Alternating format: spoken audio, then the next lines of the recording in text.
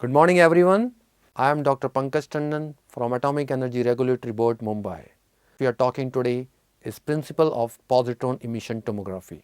The objective on which we are going to talk is to understand the principle of photon emission computed tomography, to understand the detection principle of gamma ray emitted from the patient, to know the various type of events detected by the detector and which one is important for formation of image. As the name itself tells about positron emission tomography, it means the positron which is being emitted from the patient is finally going to annihilate with the electron and two photons of 511 keV comes out and we can able to detect the image or the disease from the patient. Second is to understand the detection principle of gamma rays emitted from the patient. Here, the principle of detection of the photons which is being emitted from the patient is slightly different than other imaging modalities like SPECT or gamma rays. Then to understand the different types of events which are detected, because here the two photons which are coming from two different directions when 180 degree is definitely some kind of events are going to be missed and some events are useful for the formation of the image.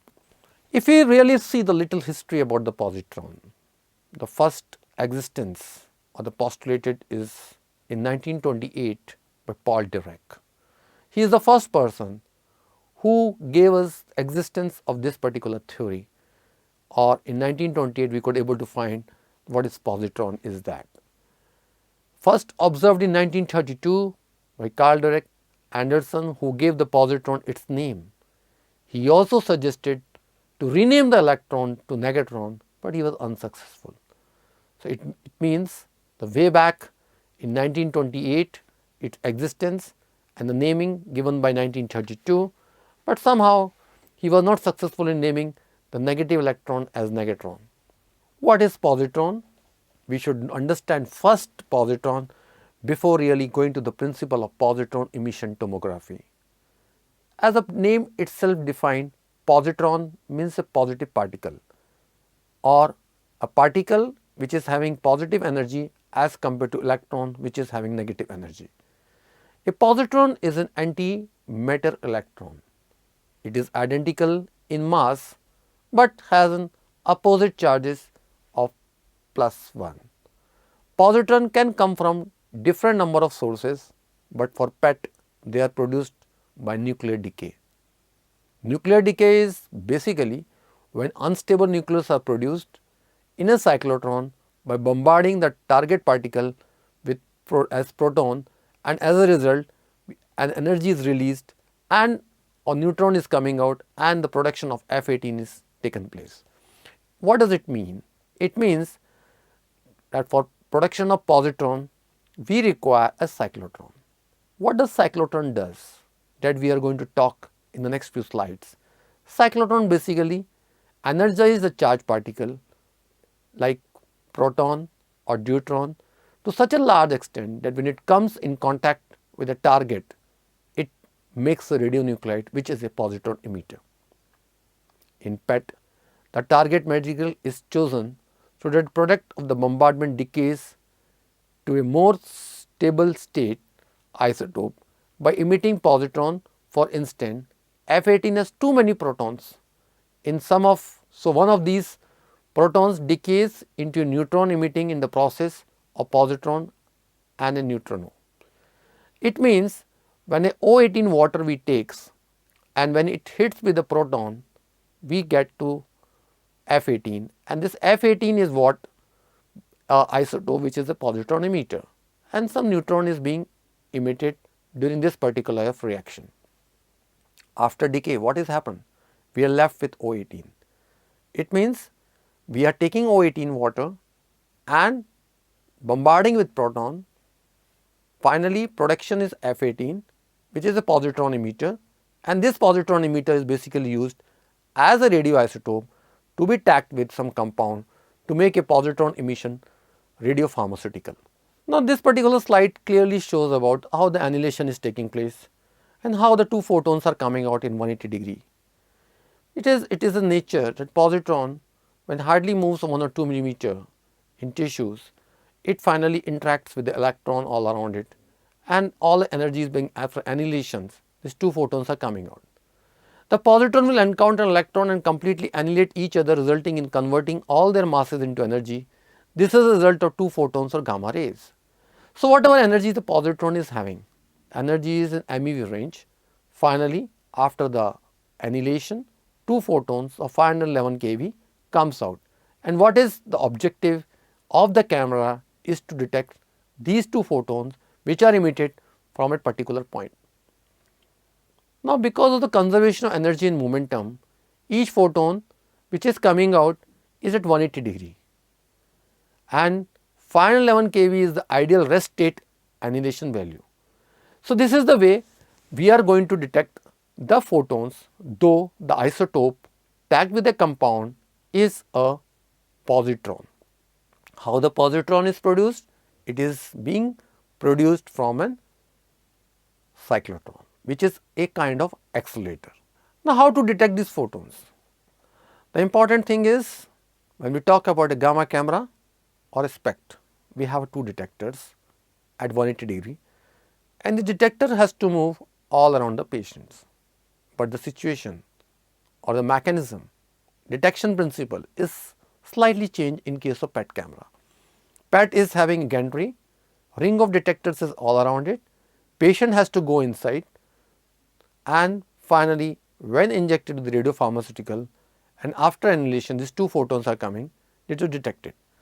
Now, the question arises is how these two photons are detected, and it is possible only when you have detectors all around the patient body or the lesion which you are planning to detect. Because these photons which are coming out, if any of the photons get missed, you may not able to register an event. So, here the event registry is very important as far as this principle goes. So, when we come to the definition of positron emission tomography, it is again a one of the nuclear imaging technique, because we all know there are many imaging techniques available like CT, like MRI, X-ray conventional, digital X-rays, and when we talk about nuclear medicine, conventional nuclear medicine, gamma camera, SPECT, but this is one of the advanced imaging technology where positron is used. But here we are going to get the images, or you can able to say detect the disease at cellular level. This is also called cellular imaging or a molecular imaging. It is again a non-invasive diagnostic imaging techniques for measuring the metabolic activity of cells in the human body. That is the reason the things which we cannot able to detect at organ level or tissue level, here the chances that you are able to get the same thing at a cellular level. So, this is the imaging technologies of today era. If we see the literature and go back when it was developed in mid 1970s. It was the first scanning method to give functional information about the brain. Technology means when the PET is developed, but scanning is the first scanning is being done on the brain where the functional information is collected. So, if you see the history of PET scan, usually when it started, the PET scan started late, but the technology came in 1950s or earlier. If you see the concept of emission and transmission tomography, this was introduced by David A. Cole. He was a scientist, the brain behind it, and finally Royal Edwards in the late 1950s at the University of Pennsylvania. So, now when we talk about PET, PET is basically positron emission tomography, but the scanning technology or the transmission tomography was first introduced, or the concept of this particular technology was first given by David E. Cole. If you go back in 1970s, Tatsudo Ido at the Brookhaven National Laboratory was the first to describe synthesis of fluoro 18 FDG, the most commonly used PET scanning isotope carrier. Now, if you see the nuclear imaging modalities, where it is a conventional nuclear medicine or a SPECT, where the isotope of choice is technetium-99m. Finally, it is a workforce, but when we talk about cellular imaging or molecular imaging, the isotope of choice becomes fluorine-18. No doubt, there are other isotopes are available like carbon-11, nitrogen-13, oxygen-15, but fluorine-18 is of choice. Reason behind is because most of the examinations, most of the compound can be coupled with fluorine-18 and about more than 90% of examinations can be done with this. The other important choice, other important reason of choosing this particular fluorine-18 FDG is because it is labeled with fluorodeoxyglucose. Logistic reason, if you see, it is having 110 minutes half life. It means you can able to send this isotope from a cyclotron which is away from the city to your place and you can able to carry out the scan. But if you see the other positron emitted isotopes like carbon, nitrogen, oxygen, because of short half lives, it may not be feasible to send it from one place to other place. Now the fluorodeoxyglucose, we know what does fluorodeoxyglucose does and we may able to get to know in further few slides about it. Now there is not one person who developed this PET scan, but a whole collection of people have made it what is today. Definitely any modality which is being developed at one particular stage, advancement takes place. It is not the job of one, it is not the brainchild of one, it is many brains are involved in the developing this particular technology.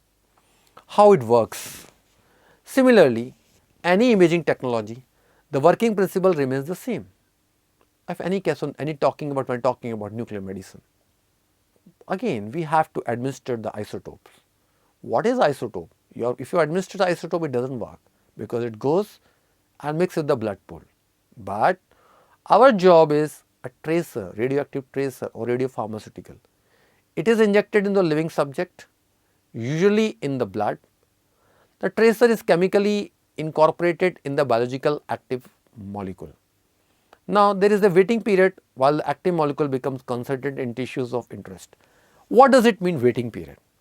Usually if you go to a doctor and ask the PET scan to be done, or you might have seen the hospital where the PET scan is being done, the fluorodeoxyglucose labeled with F18 is administered to the patient. What exactly happens is, it is not the patient scanning starts then and there itself, but after the scanning is, before the scanning, the patient has to be kept waiting for 45 minutes. Why for 45 minutes? In order that activity is uniformly distributed so that you get a good quality image. And the patient has to be kept in rest because during the movement of the patient, it may so happen the activity get concentrated in the muscles. The information which you are looking for, you may not get into it. Again, as I am telling you, fluorodeoxyglucose. What is fluorodeoxyglucose? It is a kind of glucose. When it is labeled with a compound or labeled with an isotope fluorine, your cells which are very active and requires energy for their further work which we do day in day out.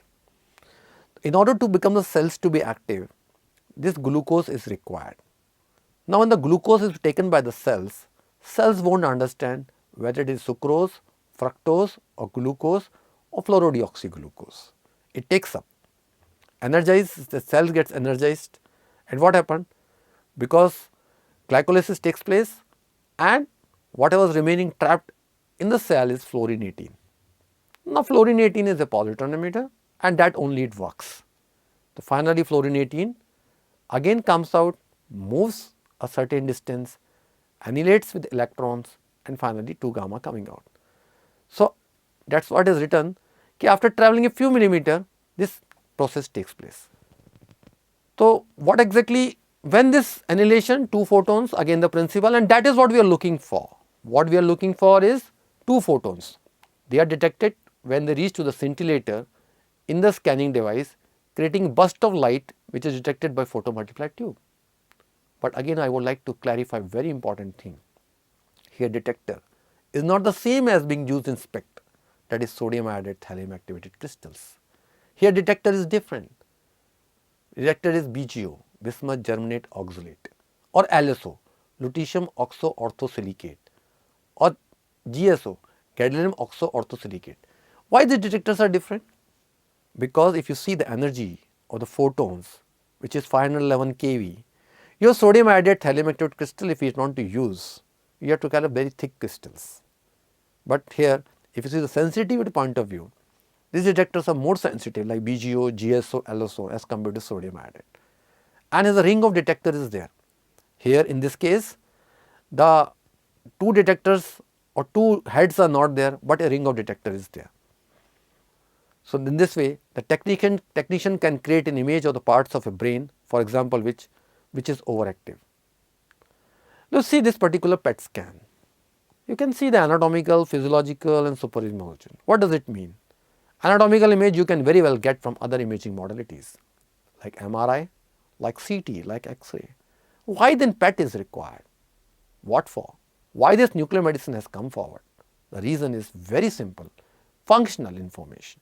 And if you can get the functional information at cellular level, it is very, very fruitful for our human mankind. You can able to diagnose this disease at very early stages, and definitely if you can able to diagnose the disease at very early stages, the treatment and the cure of the patient is well affected or well appreciated. Now, first image is which is being found as an anatomical image. This anatomical image has come from where? It has come from CT part. It has come from the unit which is attached with PET. Physiological image you are getting from the PET. Now, what exactly happened? The quality of image if you see from the CT part or MRI part is very good. You can able to resolve, you see the resolution, but the same quality or you can say clarity of the image is not there when you take the scan from the PET. But when you have to fuse it, because if you see these two images, first two images, you cannot able to find the disease stage, you cannot able to find the hot spot, you cannot find the problem where exactly it is located. The same can be done when you superimpose these two images. See PET application, CN here, how beautifully and clearly it shows over here. When the patient or the person is seeing the words, which particular part of the brain gets active. When you are hearing, which particular part of the brain gets active. Now see, when we are injecting fluorodeoxyglucose and we know all cells want energy, whichever cells are active in nature, they are going to absorb this fluorodeoxyglucose. And see the difference in the two images being created when the person is reading it or seeing the words and the person who is hearing the words. It so happen if a person is in tension and if you take an image, you can able to find out there is a problem, though it may be normal, because some of the brain's part get active.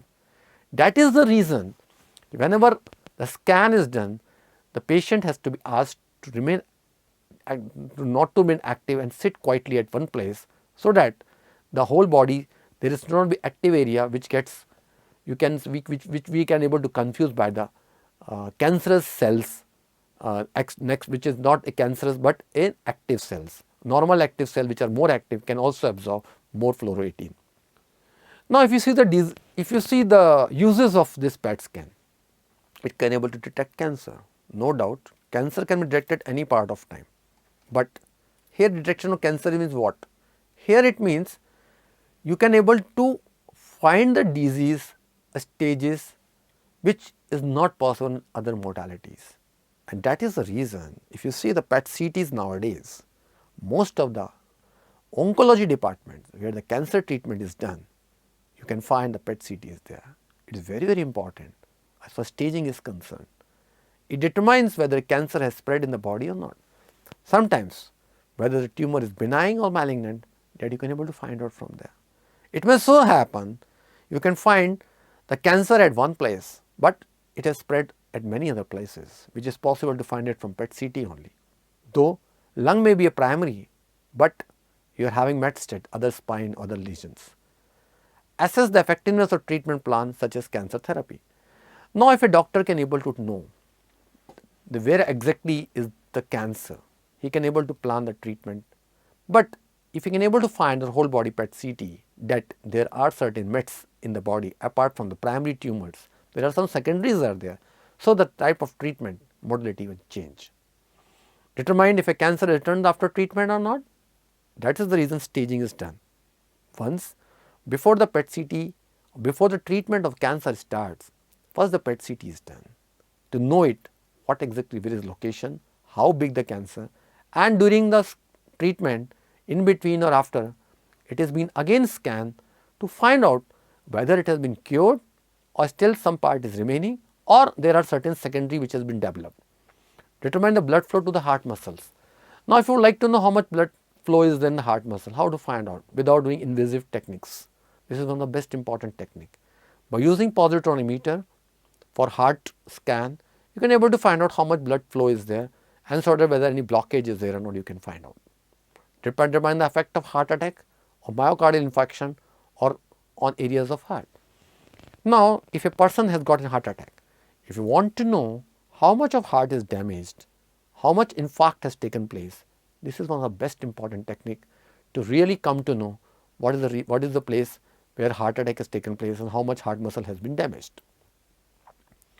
Identify areas of heart muscle that would benefit from a procedure such as angioplasty or coronary artery bypass surgery in combination myocardial perfusion scan. Now, as I told you, and it is very well known that cardiologist still says that gold standard is angiography. But if you really go through this particular type of technique, you can able to find out, yeah, this plays a very important role to come to know without doing any using invasive techniques.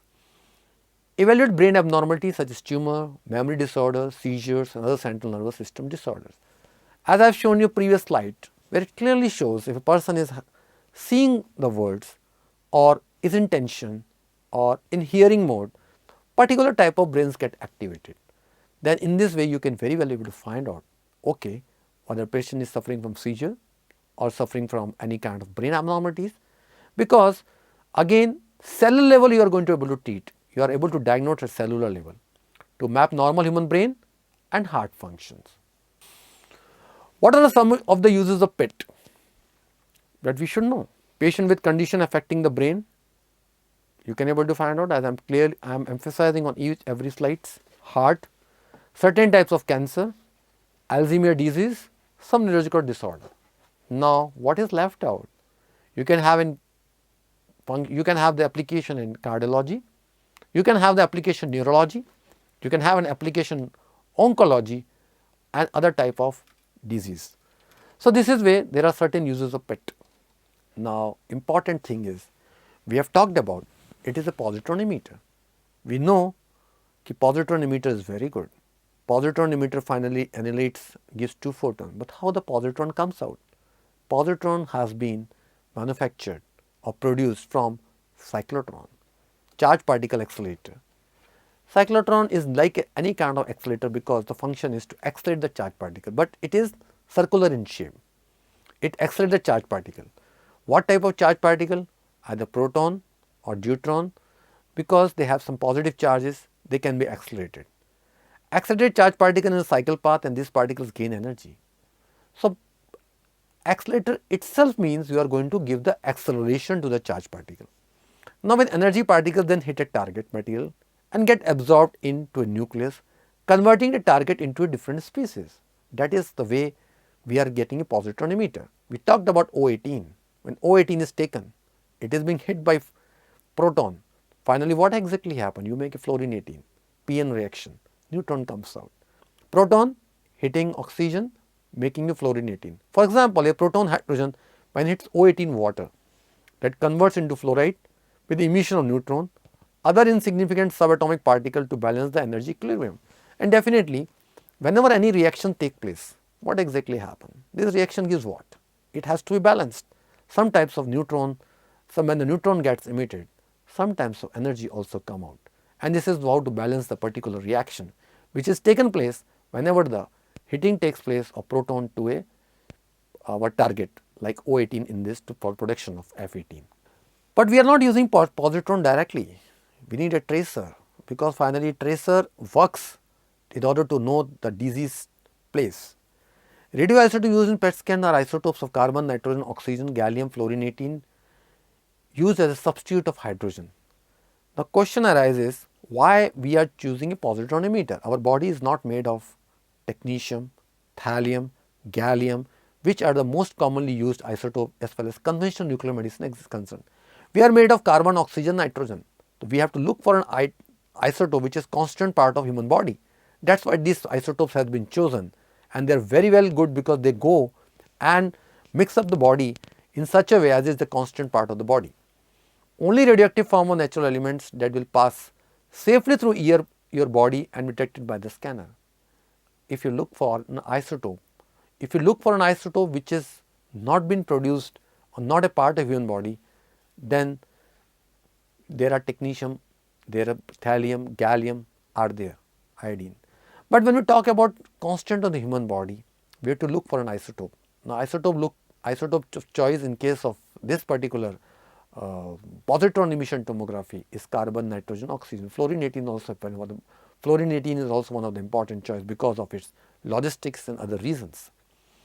The type of scanner used depends on what your doctor wants to measure. For example, if a doctor is looking at the tumor, he might use radio-labeled fluorodeoxyglucose and watch how it is metabolized by the tumor. It is tumor, we are talking about oncology, because again fluorodeoxyglucose is used. What does FDG does? FDG goes your cells which are active, and we all know tumor cells are more active than normal cells, because these tumor cells, they take all the glucose. They won't understand the glucose is coming from here, but the tracer is fluorine 18 here. This is gone inside the body, fluorine gets trapped, glucose glycolysis take place, it comes in the form of water, and this fluorine 18 emits the positron, and that is what we want to make the photons for detection purpose. See, if you see the clear picture over here, the two detectors around us, the same kind of detectors are there all around the body. The positron later annihilates the free electron, generates two photons. If you see the positron, how it is being annihilated with the electron and how these two photons are moving in the opposite direction. As and when or whenever this particular interaction takes place, photons are coming in two different directions. These gamma rays are used for medical imaging, and that is why it is called positron emission tomography, detected using a coincident detection circuit. What is this coincident detection circuit? Coincident detection circuit is a type of circuitry so that you can able to detect two photons at the same time. If these two photons which are emitting from the point is not able to reach at the point of the where detection takes place in a particular time frame, the event is not detected. So there are some different type of events which we are going to discuss in next few slides, like true events, random events, etc. See how the PET events are taking place. True events very clearly says these two photons coming in opposite direction, hitting the target, and the event get detected. Scattered means what? See, you don't know, the photon which is being emitted from one part of the organ may not able to reach the detector directly. It may come, it may hit some other organs, some bony particles or tissue particles, and get scattered. So it may so happen you are able to get a one event from the scattered and one the photon. It means the photon which is emitting in one place, it is going to one detector, but the photon at the other point is scattered and able to reach at other detector in the same time where the photon is coming. They are called scattered events. Similarly, random are there. Random is what?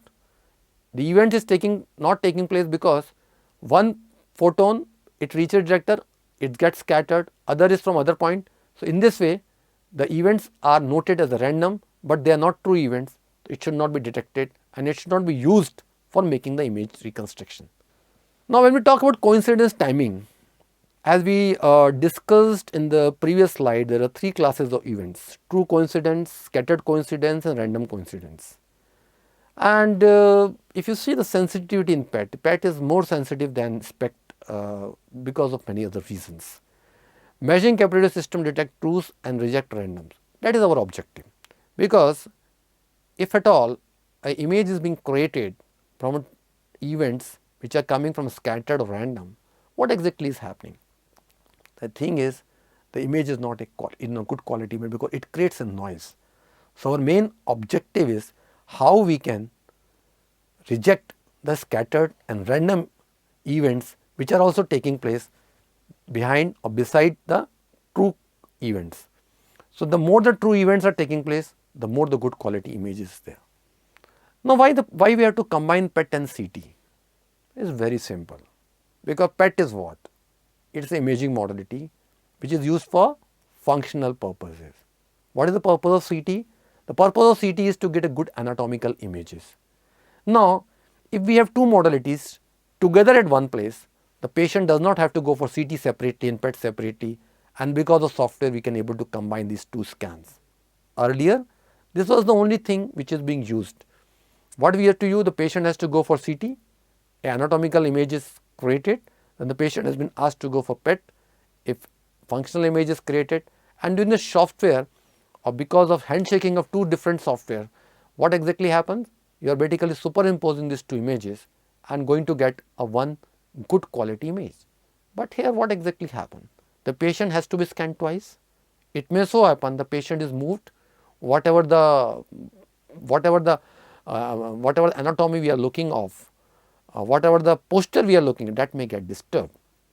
So, nowadays the technology which we are using is the combination technology PET and CT. Because the patient does not have to go for two examinations in one sitting rather than two different times if examination gets over. Now CT parts, as we told, it's a high resolution anatomical information, and PET is low resolution functional imaging. Now if you see high resolution, no doubt CT, MRI images you get good quality image, but PET images people don't like it because you won't understand, it is only functional part because resolution is not that good. The traditional approach is what? Obtain CT and PET images separately, registration of CT and PET images to help interpretation of PET images. Either you have to register it separately as I was discussing in the previous slide, or the mechanism has to be developed so that both things has to be fused together, the images taken at one point of time of PET and CT, and you get a good quality image. So, what exactly reason is, what is happening is you are making two registrations either separately, or in this case also the PET image has to be taken, a CT image to be, but the advantage is you are not moving the patient, you are registering the PET image first, CT image first, and finally you are combining these two images. See how the beautiful this picture looks, PET CT fusion. Now, if you can able to see a red, yellow and red point, which you cannot able to see if it was CT's part is taken. The patient may be have a problem, or CT may give some important thing, but you won't able to get a good location. That is possible when you are taking the PET images. When the PET and CT both fuse, see the images you get the clear indication where actually disease is there. Now comes to the benefits of PET scan. The information provided by a nuclear medicine examination is unique and often unattainable using other imaging procedures. That is very clearly show the information what you are going to get from PET you may not get from any other examination. The functional MRIs have been tried. As far as anatomy is concerned, no doubt MRI and CT gives a good anatomical picture. But when we talk about PET, no comparison. For many diseases, nuclear medicine scans yields the most useful information needed to make a diagnosis or to determine appropriate treatment, if any.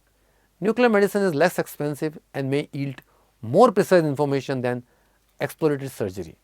Very clear, because if at all you have to do invasive surgery, invasive techniques to find the disease or to treat the disease, nuclear medicine is less expensive. By identifying the changes in the body at the cellular level, PET imaging may detect the early onset of disease before it is evident on other imaging tests such as CT or MRI. What is the advantage of PET is you can do the staging. You can able to find the disease at which stage it is, which you are not in a position to find from CT or MRI. But there are certain limitations of PET scan. Time consuming. Why it takes time? It takes time because you have to inject activity, you have to ask the patient to wait for 45 minutes, and again 15-25 minutes for scanning, then acquisition and processing. The resolution of structure of the body with nuclear medicine may not be as clear as with other imaging techniques such as CT or MRI. PET scanning can give false results if chemical balances within the body are not normal.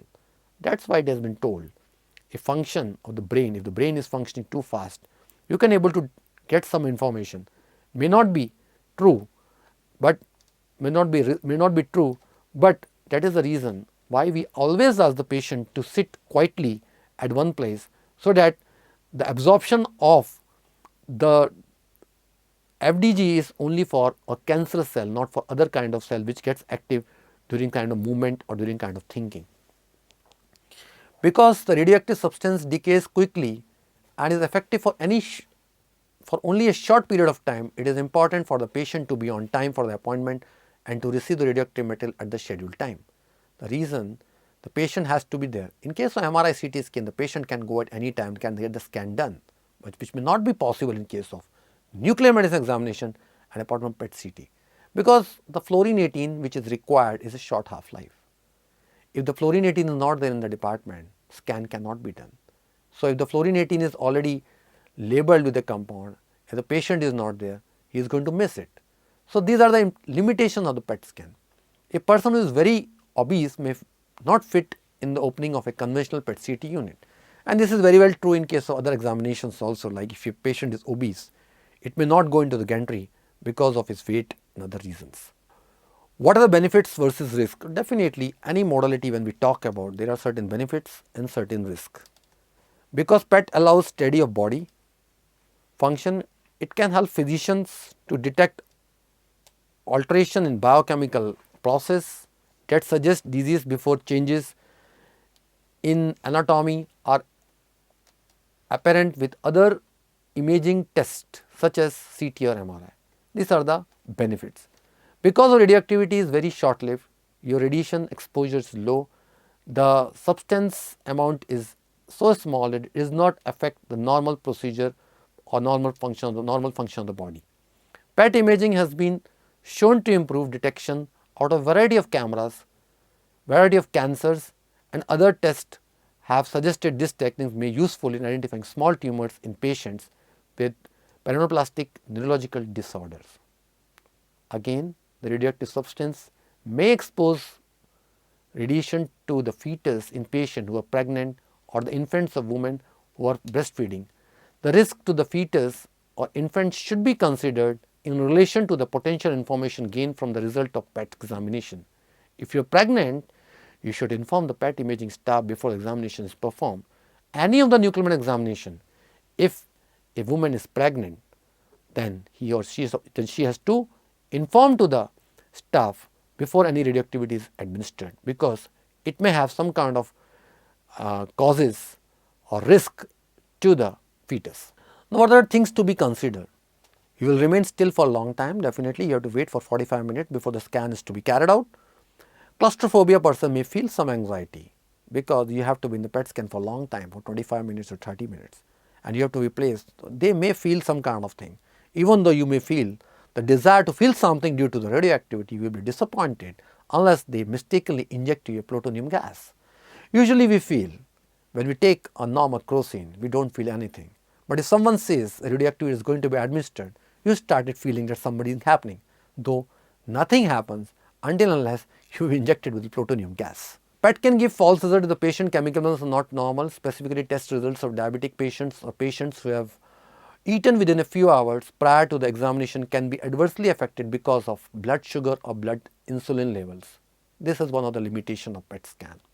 Also, because the radioactive substance decays quickly and is effective for a short period of time, it must be produced in a laboratory near the PET scanner. It is important to be on time for the appointment and to receive the radioactive substance at the scheduled time. PET must be done by a nuclear medicine physician who is specialized in nuclear medicine and has substantial experience with PET. Most large medical centers now have PET services available to their patients. Finally, the value of PET scan is enhanced when it is a part of larger diagnostic workup.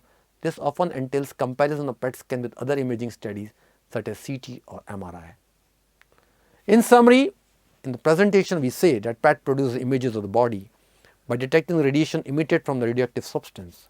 These substances are injected into the body and are usually tagged with the radioactive atom like carbon, fluorine, oxygen, nitrogen. These are one of 4 important positron emitter which is being used in nuclear medicine for as molecular imaging is concerned, which has a short half-life. These radioactive atoms are formed by bombarding normal chemicals with neutron to create a short-lived radioactive isotopes.